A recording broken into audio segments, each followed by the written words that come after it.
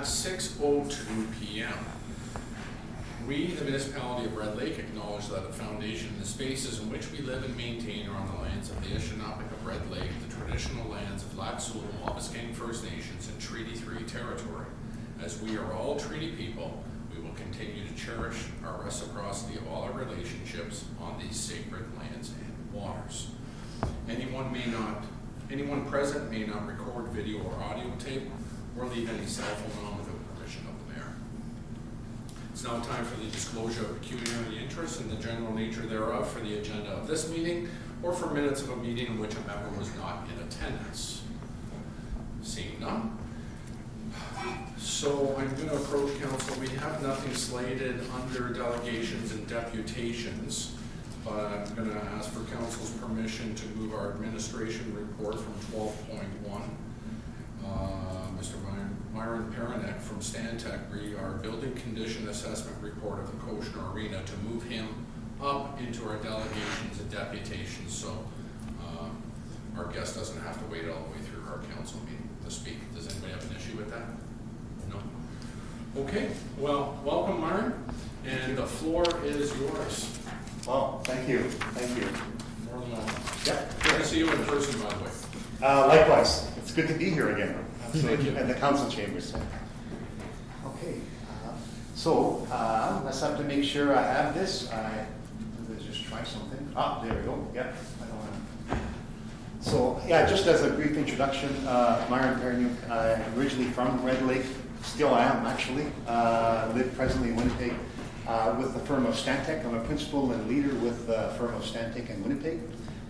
Just to give you a bit of sort of connection, so I've been now with Stantec for about 8 years. I actually retired earlier from another company. I was there with them for a couple of decades. My old boss called and I said, okay, fine, 2 years, and it's 8 years later.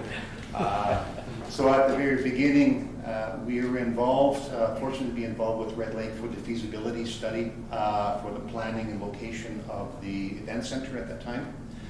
Followed through with the REACH, became the REACH full design, and now following through with the feasibility for the Koshner Arena. So in terms of lineage, I've been involved in every single one of them. I'm not the engineer or the architect. I have smarter people than me to actually do the detailed work, but I oversee it. I have enough gray hair to understand where things should go or should not go. So I'll just give a report to of latest Koshner assessment. So in terms of the arena upgrade, we were here in April, I think. A team, we had reviewed information provided from Red Lake about the existing Koshner Arena, the blueprints, status reports, and it was followed up by assessment by our engineers and architects and programmers that were here today, just to clarify all the outstanding items that we need clarification to get some eyes on the Koshner Arena. And we came away with everything we needed to know, followed up with our report. The intent of the report was really as an option to reach at this point in time, and just sort of give some context, is that in the event of someone asking, can you make Koshner work? This report was intended to assess whether Koshner could work and meet the objectives for an ice complex type system for Red Lake, or the community of Red Lake. And so that's what we did. And we really looked at it. We looked at it from different perspectives, and I'll get into that right now. But we looked at it in terms of what is lacking in the Koshner Arena complex in terms of code, in terms of legislated code requirements, what has to be done from an operational perspective in order just to keep it running. It's not illegal if you don't have it, but if you don't have an ice plant, it's no good to you. And thirdly, from an efficiency perspective. Now it's clearly in the day of energy conservation, green initiatives. It's important to at least with a development to incorporate green initiatives, energy conservation. So I'll skip right to sort of the next piece. I don't know if you can see that. It really sometimes doesn't really matter what's contained in the report. Everybody wants to go right to the money side of things. So, and I'll talk a little bit about in terms of what this is made up of. but I just want to sort of jump right into the money. So, let's see, I don't know if I do the pointer here, do I just press the middle button? Let's just see here, oops, if there is. Okay, maybe not. I don't know exactly where the pointer is. I'll just speak to it. It's the little round button in the middle of the arrows. Yeah. That Oh. should work. Middle arrow. Okay. Let's just see here. Okay. Let's just. Oh, there we go. There's a couple of round ones there. Thank you. Yeah. So in terms of the code upgrades, there you see here in terms of the one category, that's the requirement. It's a legislative requirement. The operational upgrade, I'll speak a little bit in terms of what that's made up of, and also the efficiency upgrades. Ultimately, when you sort of tally it all up, and there's some sort of rounding costs in here that I'll talk about shortly, but we're essentially looking at about $12.3 million is what we're recommending for Koshner. And out of that, as a minimum, the 3.1 and the 6.9, so essentially $10 million is what's required for Koshner in terms of from a code perspective and an operational perspective, just to keep it running. And this is looking over a 20-year horizon in terms of they need these improvements in order to allow Koshner to operate at least for the next 20 years. That's what we know. That's what we've seen.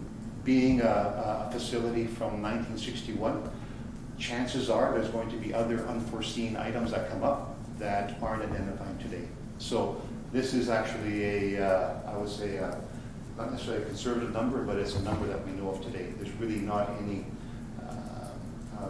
discretionary amount or contingency for the unknowns in terms of what may still happen with Koshner. One of the things that I want to point out here is this Hanscom, it's a Class D estimate. We go through and we prepare cost estimates ourselves. And for some agencies, they require third party that are professional. They're professional quantity surveyors. Hanscom is probably the preeminent national company in Canada. We use them quite a bit.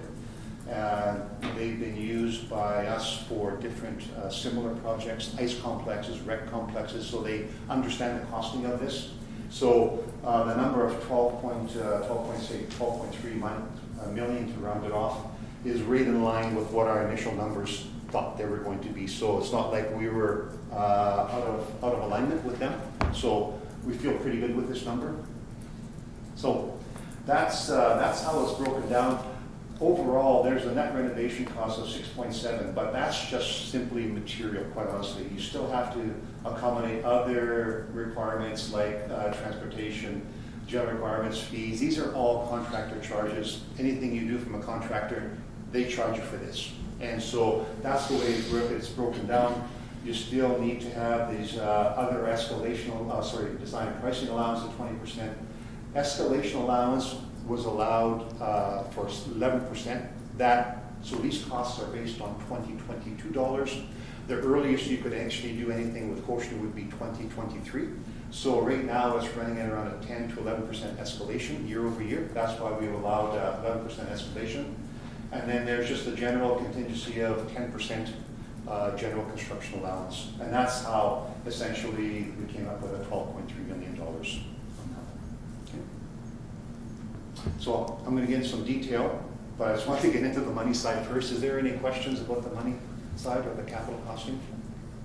Okay. Where would the wages for the construction, is that in Oh, that would be all included in here. Yeah. Is that in the general requirements, or is that in the bottom part?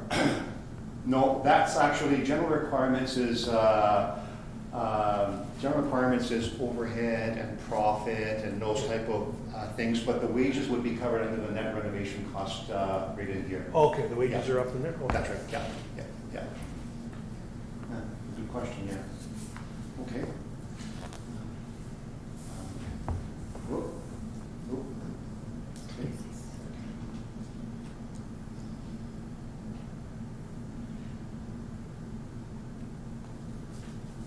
Here we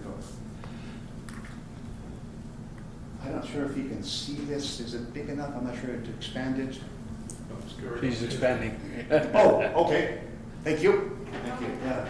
So these are, again, typical of what's made up of the sort of the code, the operational, and the efficiency requirements here. So in terms of architectural, and it's made up of sort of code, life and safety items. Really things like egress and exiting requirements. Right now, you don't have any. There's the snow piles up on one of the exits. There's exits down, down the side off of that side shoot, the road where Williams. Thank you, yeah. And so overall, it doesn't meet any of the code requirements. It's grandfathered right now, but just the operational side, it would never be, quite frankly, it would never be passed. It would never be approved the way it's set up now today. And then universal access systems. Again, there's wheelchair access ramps, everything else, but all of that is all too narrow. It doesn't meet present code requirements. So all the front end has to be sort of replaced. Public space amenities, washrooms, again, there's no universal access. Refinish the arena ceiling areas, again, with the glue lamp, the wooden structure. It's it's leaking. It's not sealed, so all that has to be redone. So the glue lamps, the arches, ironically, even though they're the oldest, they need some TLC. They need a little bit some refurbishment, but they can still last. But they're still 1961, so they're still 60-year-old arches. But you can still sort of bring them together, splice them together because they are starting to delaminate. But it's a maintenance issue.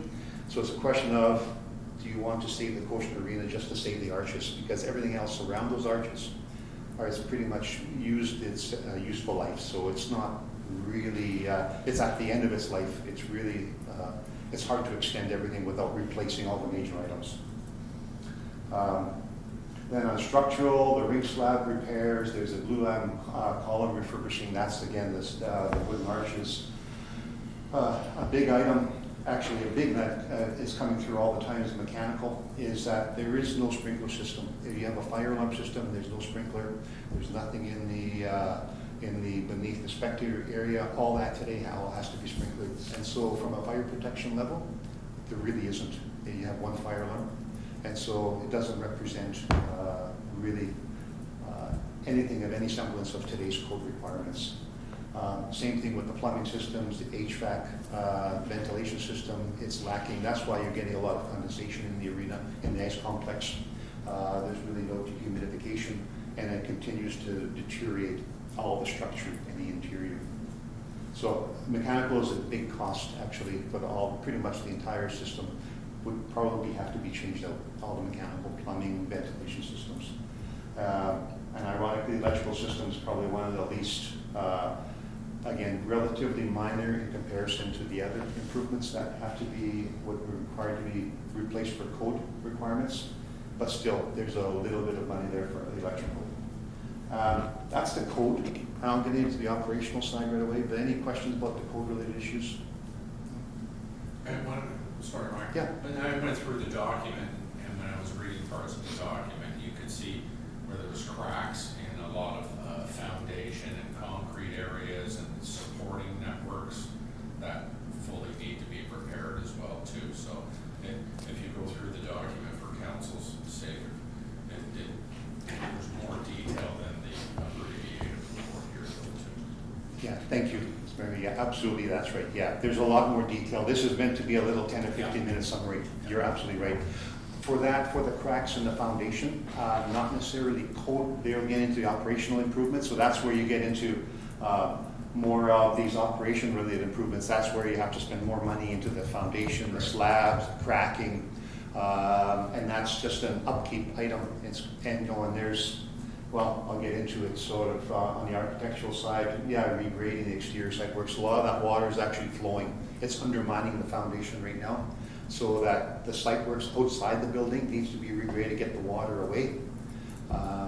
Yeah, so it's kind of a lot of things that shouldn't be happening are happening to the Coastal Arena. Right. Yeah. Yeah. And then, there's other things here. Quickly go through these. Damaged exterior cladding, the maintenance, it's aged. One of the things there, that snow rakes for the roof, we did say that we recommend putting snow rakes, but as you know, sometimes that roof will probably not be able to, we don't think it's going to be able to withstand the additional snow load. So you can actually stop the slope from sliding by putting snow rakes on there, but then you run into the potential impact of overrating the roof. And that becomes an issue similar to, other instances. Yeah. So that's why I kind of sort of have a bit of an asterisk on the snow rakes for the roof. So there's a safety concern here as well. I kind of mentioned this in the report, is that right off William Street, we see that, and William Street butts right up against the, essentially, not the edge of the roof, but a lot of snow and it falls. And what we saw was when we were in April, there was a mother and she was pushing her baby carriage, or not carriage, stroller, sorry, along, and you can see that, and we only got a little bit of snow, maybe about an inch of snow, but it's already coming off, and there's no setback. So there's nothing you can do about that other than closing it off and not allowing parking along William Street against the arena, because that snow sloughing off and sort of sliding off becomes a serious health or safety concern. So site location as well is not great at all. Again, it all worked well in the 1960s and 70s, but we're in the 2020, 6 years later. And so, yeah, the concession area, and then just everything is aged and needs improvement. The structural, this is where, Fred, did you mention about the concrete slab repair maintenance program? Yeah, we need to actually spend more money on there. We talked about more about the mechanical systems, tempered water lines, not code related, but essentially a lot of plumbing has to get changed out. We have here a reserve fund replacement update. Compressors, because they are going to fail, and rather than looking at a $2 million tab, is to probably start putting in a reserve fund. So I think there was about a total of $5 million reserve fund for the entire PESH plant that was part of this costing, because it is towards its last leg. Understanding that Red Lake is also looking at replacing some of the equipment, some of these units there. So, and then electrical here again as a security, and again operational items there. It's yeah. So overall, probably the higher the cost on the operational side, as we mentioned, there's probably I think about $4 million here, $3 million in the code related, and next is the energy. I think there's about $2 million in the energy side as a base price. So the energy related upgrades, the lesser of the three, but still required. And again, primarily around energy efficiency. So hope that gives you a bit of a perspective of some of the costing, some of the items that we identified that needs replacement or addressing, and gives you a broad-based perspective. Going further is that that's to essentially improve Koshner the way it is today. So again, $10.2 million, starting with a sort of a blank sheet of paper in terms of what can we expand Koshner into. We did one concept plan in terms of what's needed for Koshner. Oops. So this one, mentioned this one. So in order to improve Koshner, work within the existing property, building out about another, I think it's about another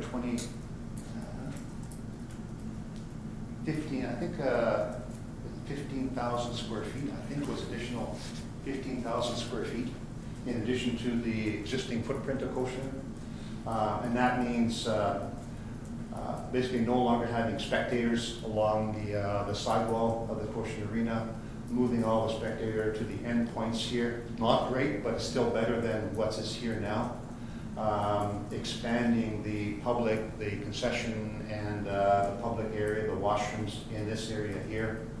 and then moving all the dressing rooms, taking out, demolishing the community hall, and moving all the dressing rooms, referee rooms, change rooms into the eastern part of the building. Okay? Moving the ice plant, and the ice making, the Zamboni, and the ice pit, actually in this area as well, because right now it's just dumped. This area right now, they're recommending that the roof be, as one of the required compulsory requirements, is to upgrade this roof, or replace the roof right now of this annex that's holding the Zamboni. It's in pretty rough shape right now. So overall, all that represents taking into account what's going to be done within the improvement of the building. Right now, we mentioned earlier in terms of the code-related operational issues, and crediting that towards this cost. This still would represent a number in that $20 to $22 million in terms of to redevelop Kosher. In this concept right now, it would be in that $20 to $22 million range. That's an awful lot of money to spend. And the reason why it's so much money is that you're basically having to demolish areas and repurpose them. So you're not only just doing construction, but you're also doing demolition and then repurposing those same areas into something else. And also you're demolishing the community hall. And that becomes a pretty expensive cost. Councilor Hager, go ahead. Oh, I'm just wondering, so the seating, if it's moved, what does that do for the number of seats? What does that represent? So it increases from about 375 to about 600. To about 600? There's about 600 seating capacity here. Wow. And here, that's right. They're not all shown here just for simplicity. These actually go out, there's about 8 rows here Oh, okay. that sit back here. You don't see them all here. But yeah, this actually houses about 600 spectators that look at. Yeah. But you'd have nowhere to park because you just took part of the parking lot. So, that's right, exactly. That becomes the next, there's already a limitation in parking. Yeah. And so that becomes an issue, is that you've taken out probably a 30-year parking lot. Yeah. And so then all of a sudden, it certainly exacerbates the lack of parking in the area. So there'll be more street parking. We're seeing already here, you probably shouldn't be parking along here on William. You wouldn't normally park, and we wouldn't normally allow that to be parking here. Mm-hmm. And so where do people park? Yeah. With that, higher occupant load and less net parking. So overall, it becomes a big challenge.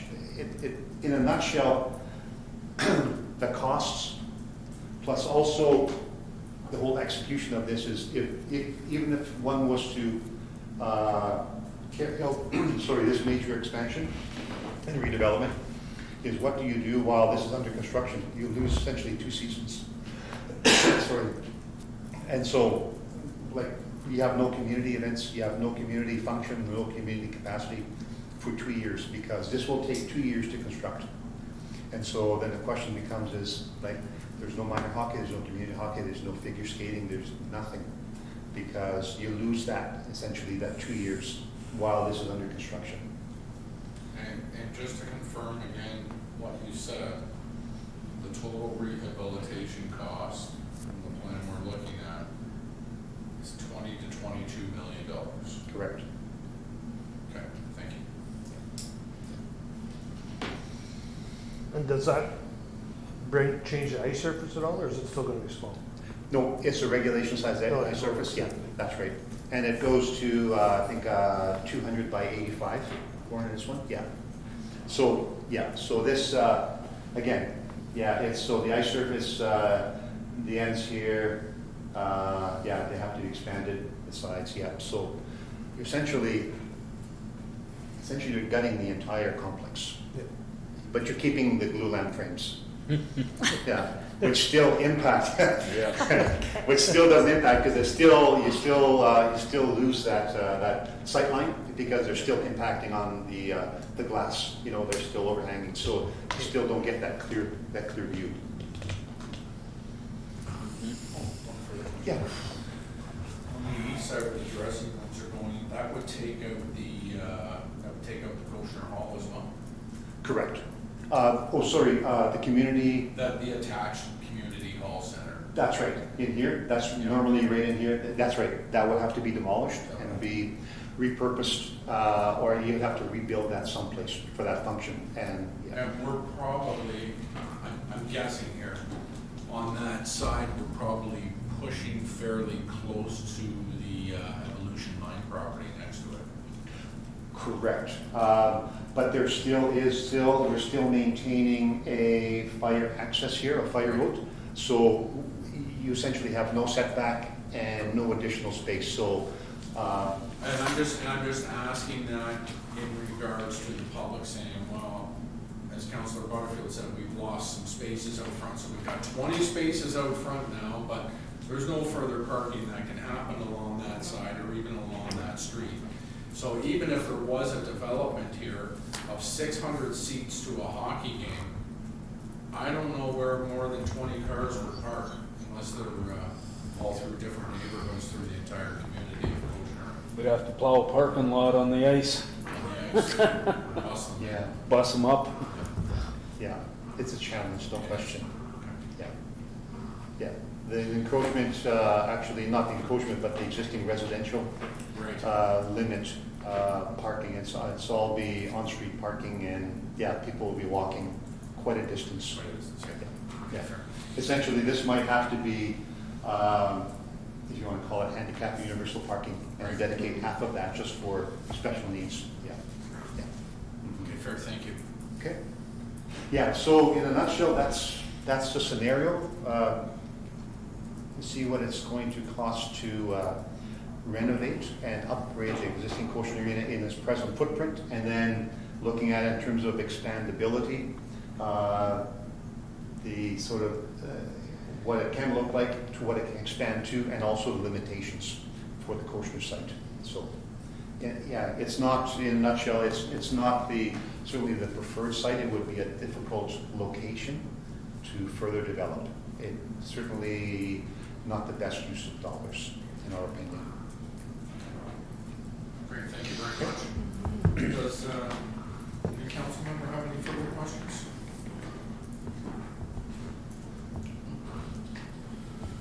All I I gotta say think is it's- thank you very much for Yeah. your presentation. It's very interesting and very enlightening. That's great. Yeah, it's no question at all. Well, thanks. It's been a good assignment, yeah. And hopefully it'll sort of serve your needs to get a basis of options, understand better in terms of the options that still remain for the community here. And I appreciate your information and Stan Tech's work on this because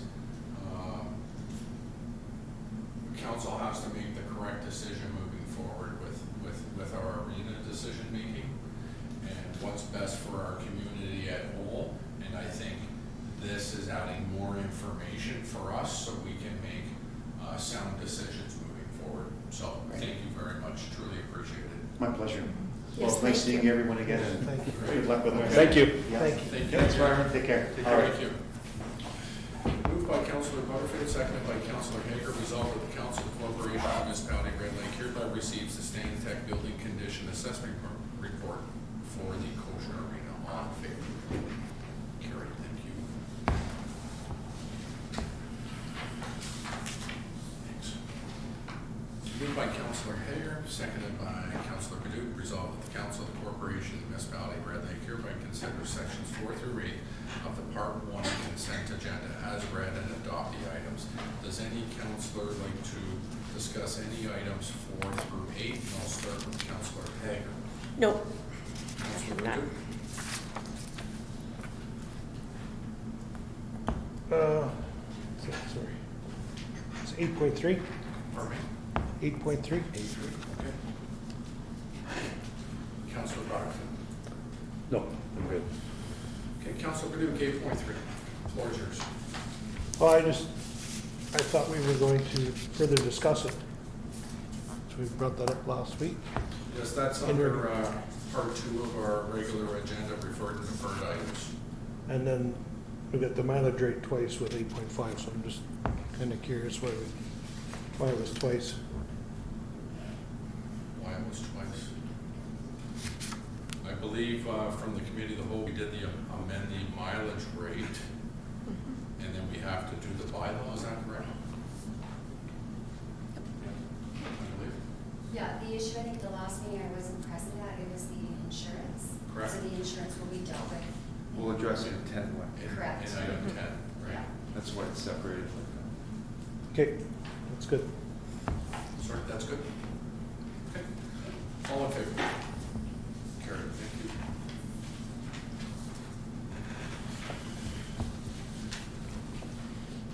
Moved by Councillor Butterfield, seconded by Councillor Padu, resolved that the Council of the Corporation of the Municipality of Red Lake hereby consider all bylaws, section 9 of the Part 1 consent agenda as read without amendment or debate a first and second time. All in favor? Carried.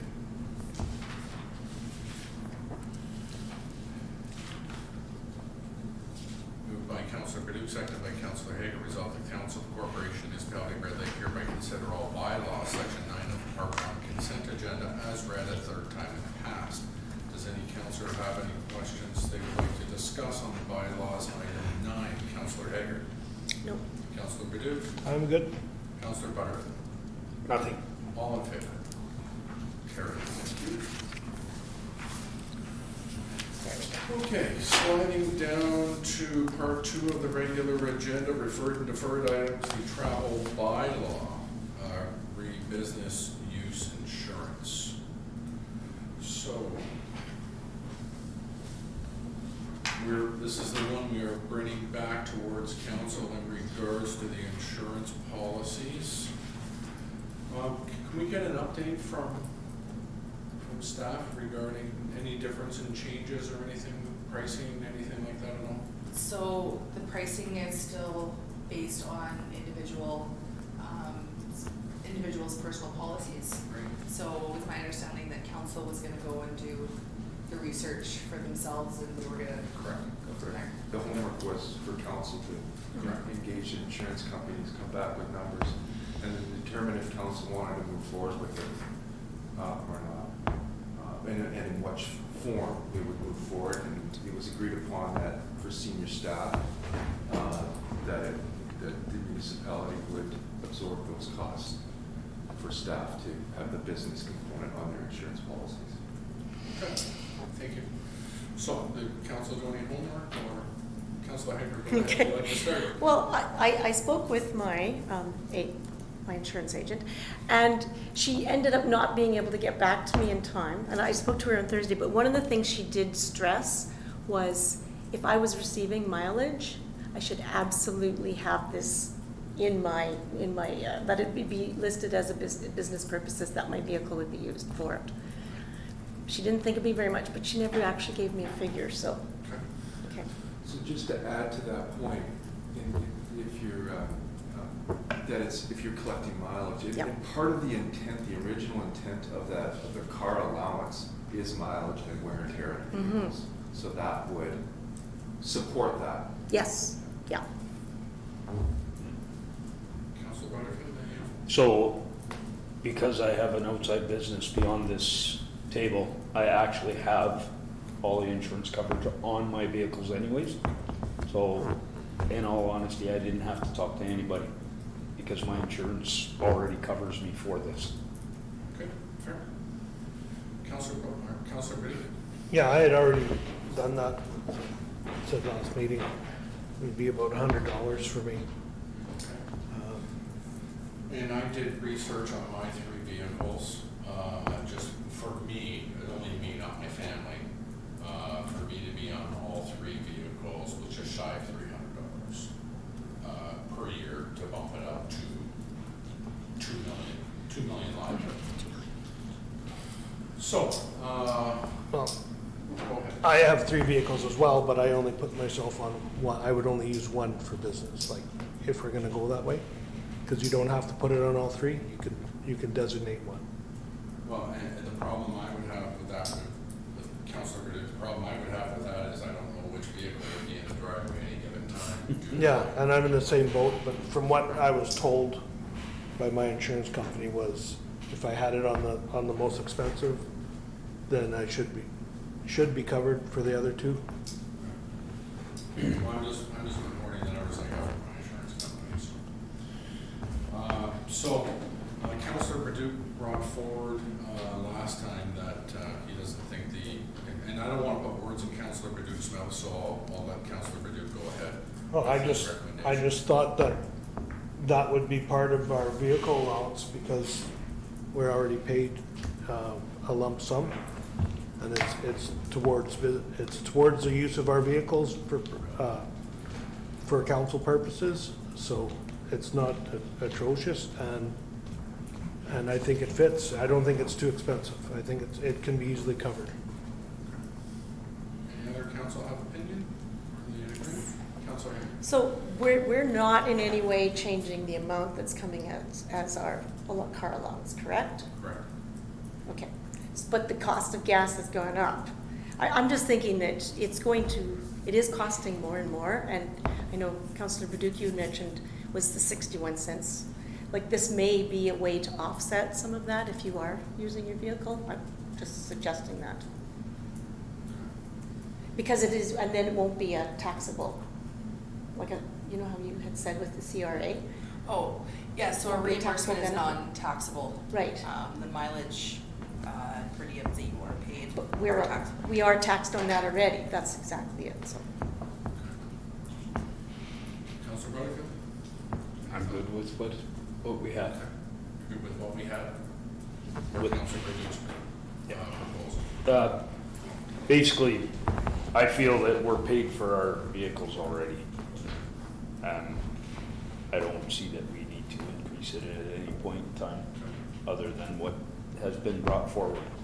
Okay. And I do believe we did bump up the car allowance in 2019 as well. Is that not correct? So, Yeah, it went up. 2018? In 2019, both the councillor, deputy mayor, and mayor allowances went up 63%. Okay. Okay. So if I'm hearing around the table then, we'll support Councillor Perdue's. Okay. So we will, I'm not sure of the wording on this then, so.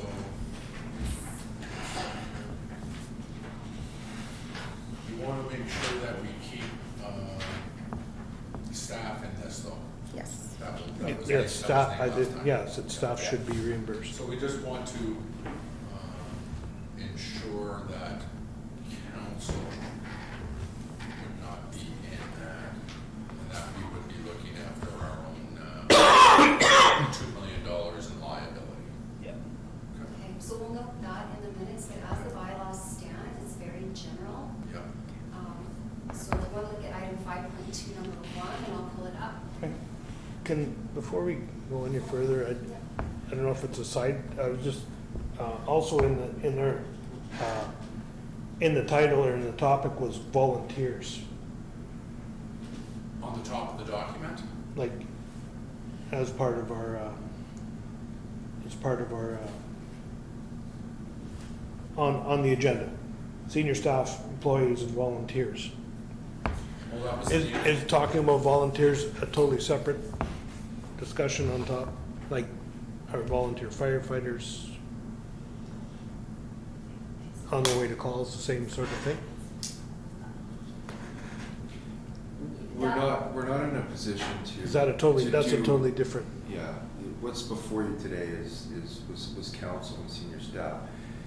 And we've talked about, if someone takes their personal vehicle, I'm going home for lunch, but I'm gonna drop something off, for work. The intent still, and sure we can elaborate on this, the intent is you're going for lunch. So we're okay there. The idea is it's the out of town stuff that Yeah. we're concerned, because we want our HR health and safety to have access to a vehicle. That would be the Highlander. So when we're at a conference for a week, that we're not tying up a vehicle sitting at an airport.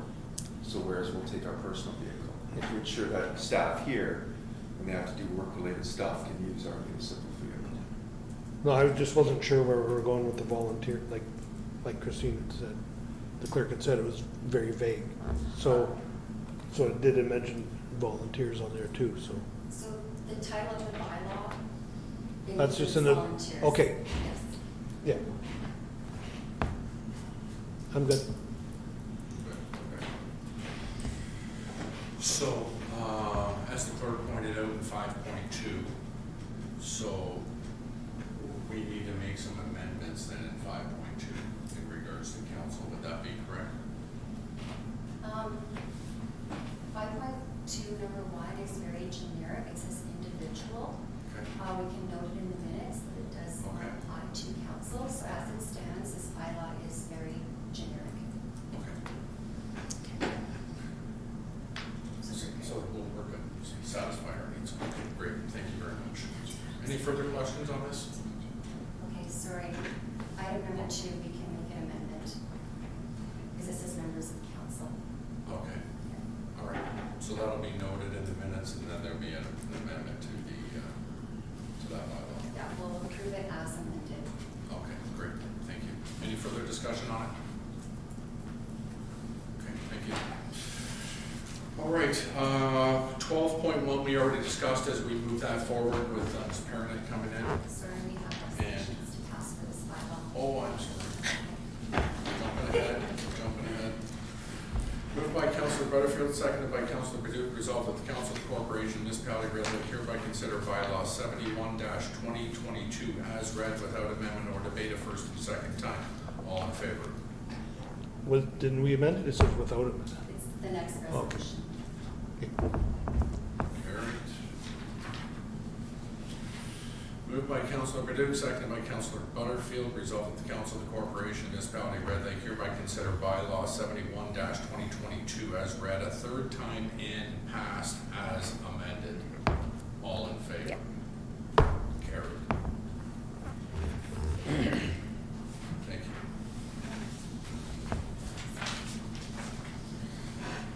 Okay, 12.1 we already covered with our delegations and deputations because we moved that forward. And now we're moving down to item 12.3 from the treasurer. 12.3 asset management motion to adopt the 2022 asset management plan for the municipality of Red Lake. The floor is yours. Thank you. Okay, so, we have before you our asset management plan. So, sorry, they gave me a clicker and I don't know that I know how to use it. You gotta find the round button in the middle. I heard. One of the three. It's the point. How do I make it?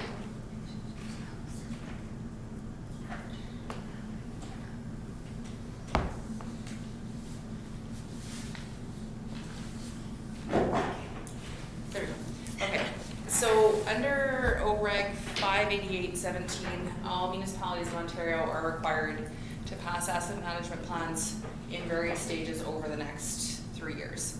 So before you, we have phase 1, which includes our core infrastructure, so our water, roads, sewer, storm sewer, and bridges, and structural culverts. So within this plan, we need to include an inventory of all of those assets as well as a condition assessment, what our service levels and performance of those assets are, the estimated cost for replacing, rehabilitating, and maintaining those assets, and how any growth assumptions within the municipality impact those. As of July 1st, 2024, that will include all of our assets. In 2025, we will also have to include a life cycle management strategy. So what that does is it looks at the lowest cost of the asset over the life of the asset, not necessarily just the initial cost. And then we also need to look at how's the municipality going to pay for that. So we look at our available funding and any potential shortfalls. So the 2022 plan, our levels of service, they include meeting the regulatory requirements and also providing responsive, reliable, and affordable services to our residents. The one thing to remember with our asset management plan is it is very much a snapshot in time. It's not a set in stone plan. It will be updated annually as we're going through the budget process, similar to how you get your paving strategies and things like that now. That won't change. We'll just look at things slightly different. Also included in this plan, we look at some of the life cycle activities. So that includes our maintenance, any of the capital upgrades, any expansion required any disposal costs. But the big one is the non-infrastructure solution, so that includes things like our insurance coverage, being able to integrate our roads with our water and sewer, and also potentially some managed failures. So if we have a piece of equipment that's not great, do we actually need it? Things like that. So the biggest part of this plan is this risk approach. It's a new way of looking at the framework for how do we prioritize assets. So the biggest part of that is the probability of failure. So that's based on asset condition. We see that through the PCI ratings with the roads. So that is a starting point for it. In the past, municipalities have very much been, well, whatever the worst thing is, let's fix that. This also brings into that equation the consequences of the failure. So if we have a section of road where if that road fails, people can't get to the hospital, it should be a little bit more priority than roads that nobody actually drive on. So it's just formalizing that. These risks were created on both an asset level as well as from an overall municipal perspective.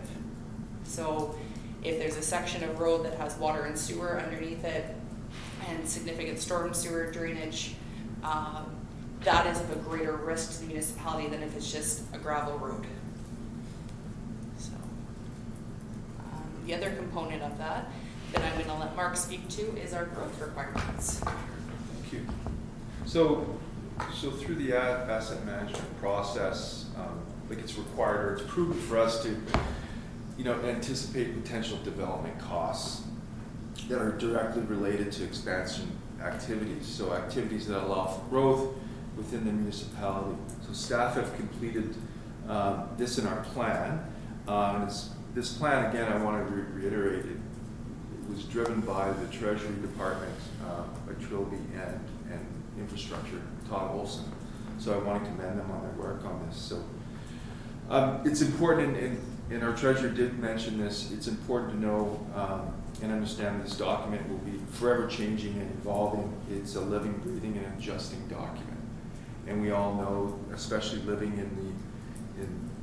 in Red Lake, in our environment, things can change. And if the price of gold goes up or down, it can impact our community. So with relative certainty, an increase in economic development will occur within our municipality and area.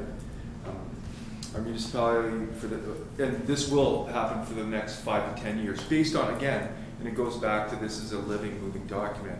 It's based on what we know today.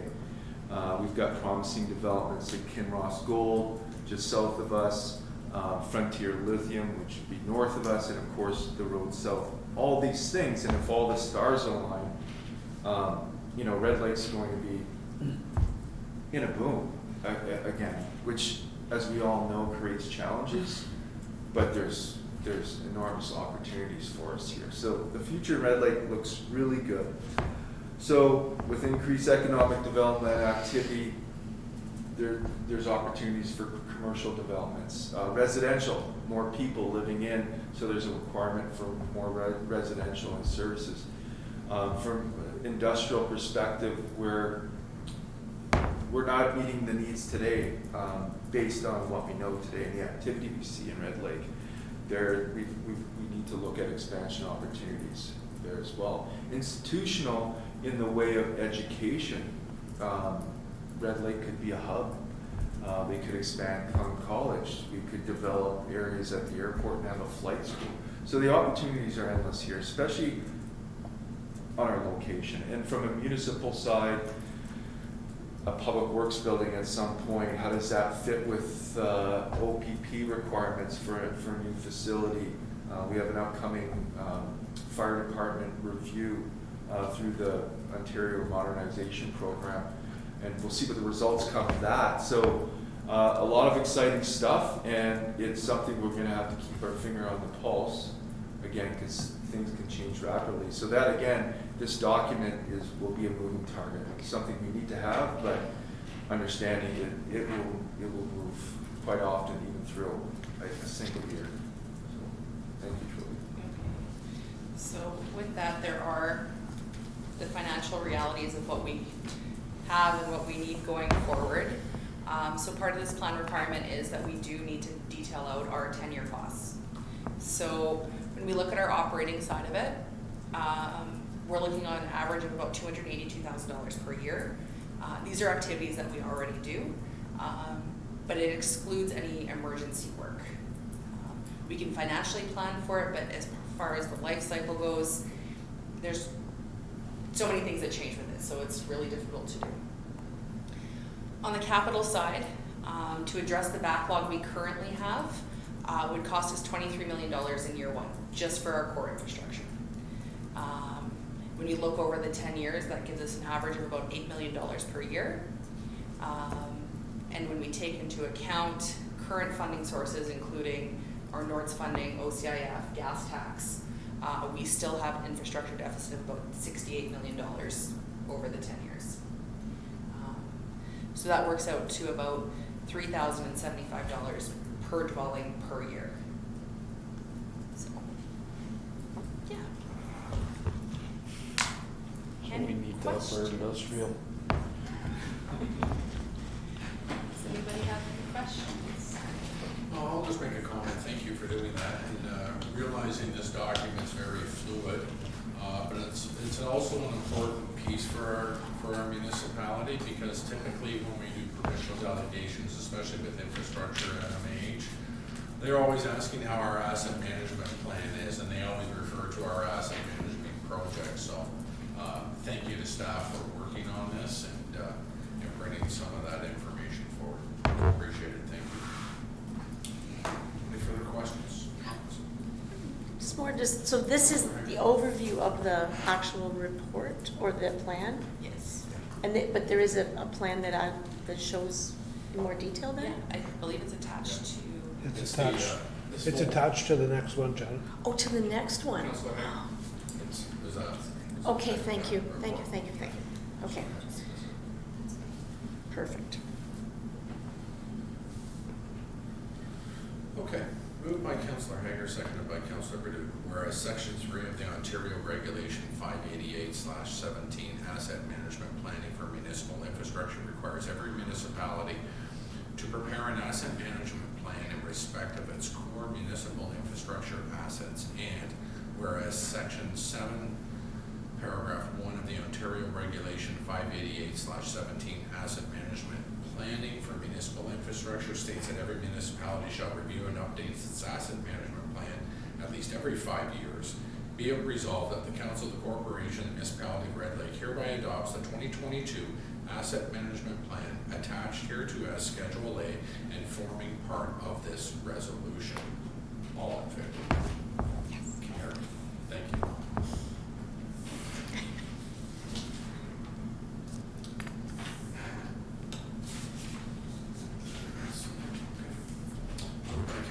Seconded by Councilor Butterfield, resolved that the Council of the Corporation Municipality of Red Lake hereby adjourns to meet again at the call of the mayor.